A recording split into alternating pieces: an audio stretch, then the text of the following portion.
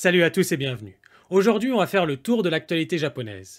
Au programme, entre autres, cette semaine, une boule géante échouée sur une plage, la journée des chats ou encore le teaser du nouveau City Hunter. Allez, c'est parti.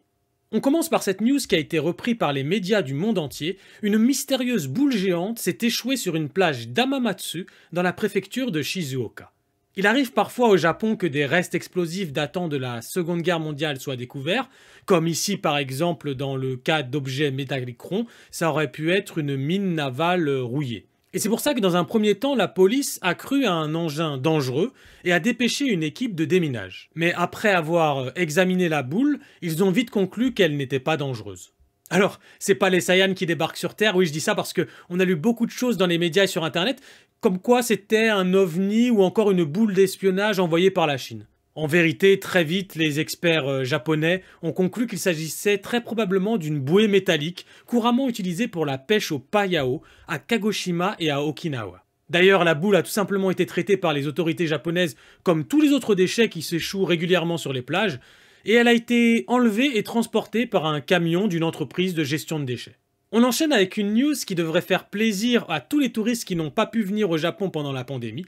Gundam Factory, l'attraction temporaire Gundam de Yokohama, qui devait se terminer le 31 mars 2023, a obtenu une extension d'un an et restera donc ouverte jusqu'au 31 mars 2024. Gundam Factory, c'est la reproduction d'un Gundam taille réelle de 18 mètres qui se trouve dans le parc Yamashita à Yokohama. Toutes les 30 minutes, le Gundam sort du quai, fait quelques pas, s'agenouille, se relève, puis pointe un doigt vers le ciel avant de revenir au quai. Pour les fans de Gundam, il y a également un café à thème, un musée ainsi qu'un grand magasin Gundam Base avec des modèles exclusifs qu'on ne trouve que là-bas.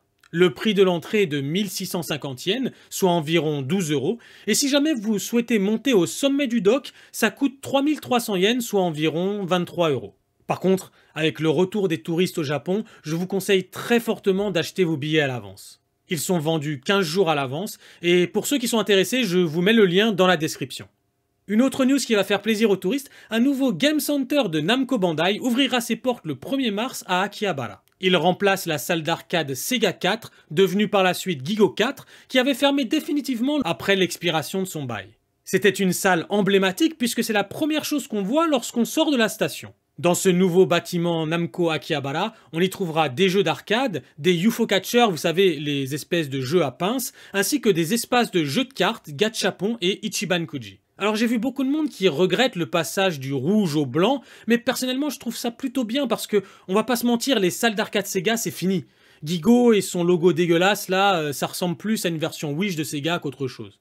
En plus, comme c'est Namco, au niveau de l'arcade, on peut s'attendre vraiment à trouver de tout, allant de la borne Taken jusqu'au Mario Kart arcade. Sans transition, le 22 février, c'était la journée des chats au Japon. En effet, l'onomatopée des chats au Japon, ce n'est pas miaou, mais nyan. Et comme nyan, ça ressemble au 2 qui se prononce ni en japonais, 22-2, ça fait nyan nyan nyan.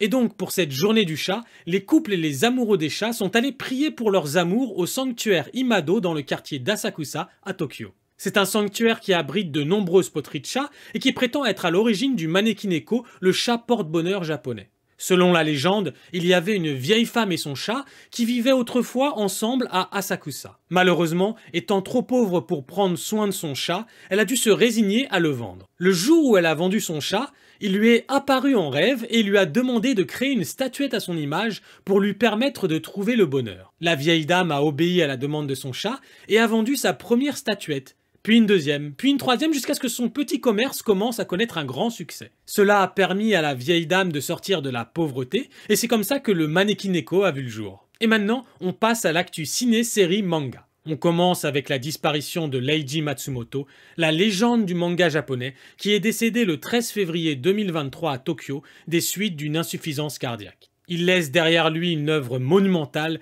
qui a influencé de nombreuses générations d'artistes à travers le monde. Il était surtout connu au Japon pour ses travaux de science-fiction, notamment Galaxy Express 999 et Space Battleship Yamato. Mais en France, bien sûr, pour toute une génération qui a grandi avec Recrea 2 et le Club Dorothée, Leiji Matsumoto, c'était surtout l'auteur d'Albator, le corsaire de l'espace. Il a aussi travaillé sur de nombreuses autres séries de mangas, de jeux vidéo et de films d'animation tout au long de sa carrière. Son style unique, marqué par des designs audacieux et une narration poétique, a su captiver des millions de fans à travers le monde. C'était un artiste exceptionnel et on a peut-être perdu une légende, mais l'univers qu'il a créé vivra à jamais. Si jamais vous souhaitez effectuer un pèlerinage lors de votre prochain voyage au Japon, une grande partie du musée Kitakyushu Manga Museum qui se trouve à Kitakyushu près de la station Kokura est consacrée aux œuvres de Leiji Matsumoto. Il y a également des statues des personnages de ses œuvres en ville et un monorail aux couleurs de Galaxy Express 999. Et on finit ces news avec le premier teaser du nouveau film d'animation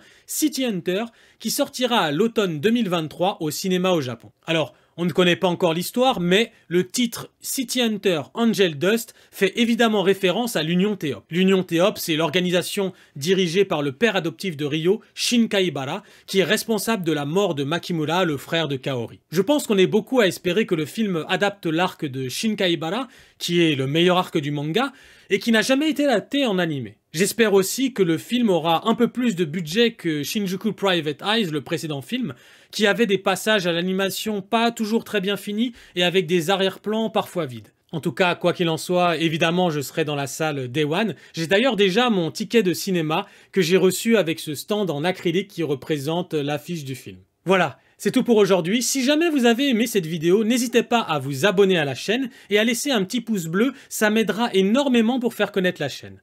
Merci d'avoir regardé et nous, on se retrouve très bientôt. Allez, salut!